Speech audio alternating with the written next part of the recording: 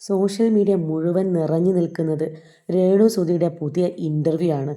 രോഗബാധിതയായതിനു ശേഷം രേണുവിൻ്റെ ഇൻ്റർവ്യൂ പണ്ടത്തേക്കാൾ കുറവായി രേണു റീൽസിൽ മാത്രം ഒതുങ്ങിക്കൂടുകയായിരുന്നു. അതിനിടെയാണ് കഴിഞ്ഞ ദിവസം ഒരു ഇൻ്റർവ്യൂ വന്നത്. അത് വലിയ വിവാദങ്ങളിലേക്കും കടന്നിട്ടുണ്ട്.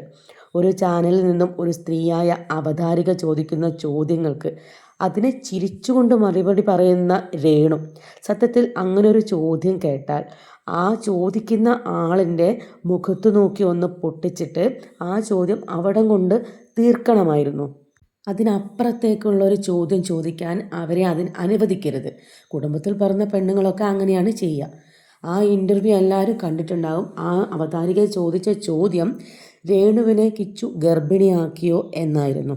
ആ ചോദ്യത്തിന് ചിരിച്ചുകൊണ്ട് ഞാനെന്ത് പറയാനാണെന്ന് പറഞ്ഞ രേണുവിനെയല്ലേ ആദ്യം തല്ലേണ്ടത്. ഈ ഇൻ്റർവ്യൂ വീഡിയോകളൊക്കെ വലിയ ചർച്ചയായിട്ട് മാറിയപ്പോൾ ഇപ്പോൾ പുതിയൊരു വെളിപ്പെടുത്തൽ കൂടെ വന്നിട്ടുണ്ട്. ചാനലുകാരെ വിളിച്ചു വരുത്തി ഇത്തരം ചോദ്യങ്ങൾ ചോദിക്കാൻ രേണു തന്നെ പറഞ്ഞതാണ് എന്നാണ്. അതിനൊരു ഫോൺ കോളും വന്നിട്ടുണ്ട്. ചാനലുകാർ തന്നെ അതിനെക്കുറിച്ച് പറയുന്നുമുണ്ട്. വീഡിയോയിലും ഫോൺ കോളിലും ഒക്കെ പറയുന്നത് രേണുവിന് ഇപ്പോൾ സോഷ്യൽ മീഡിയയിൽ നിന്നുള്ള വരുമാനമൊക്കെ കുറഞ്ഞതുകൊണ്ട് ഇത്തരത്തിലൊരു വീഡിയോ അല്ലെങ്കിൽ ഇൻ്റർവ്യൂ ചെയ്ത് കഴിഞ്ഞാൽ വരുമാനം കിട്ടും, അത് ട്രീറ്റ്മെൻറ്റിൻ്റെ ആവശ്യത്തിലേക്ക് യൂസ് ചെയ്യണം എന്ന് പറഞ്ഞിട്ട് വിളിച്ചു വരുത്തിയതാണ് എന്നാണ് പറയുന്നത്.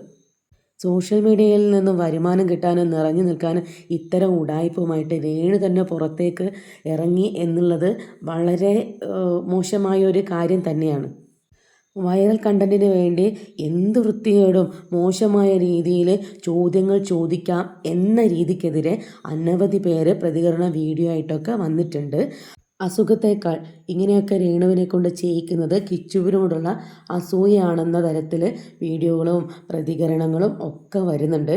എല്ലാം കൊണ്ടും തന്നെ തളർന്നു കിടക്കുന്ന രേണുവിനെതിരെ ഈ ഒരു രീതിയിൽ വലിയൊരു പ്രതിഷേധം തന്നെയാണ് ഉയർന്നു വരുന്നത്.